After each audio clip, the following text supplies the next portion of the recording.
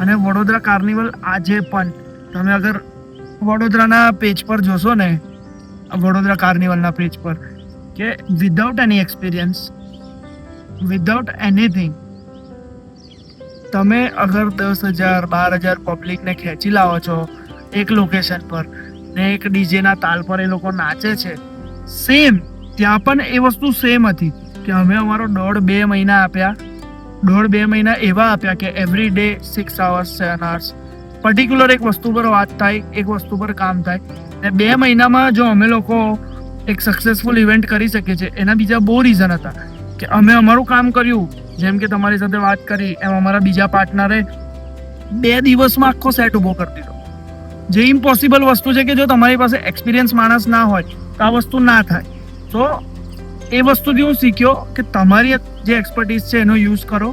તમારી પાસે જે તમારા પાર્ટનર્સ છે કે જેવા લોકો તમારી જોડે હોય સેમ, કે ટ્રસ્ટ તો કરો, જે તો બેઝિક છે, પણ એ લોકો એમના કામમાં એટલા ખતરનાક હોય ને કે તમારે જે તમે 2 મહિનાની મહેનત કરી છે ને એ 2 દિવસમાં એ લોકો એક લોકો ઉભા કરે છે. પેલું કહે છે ને કે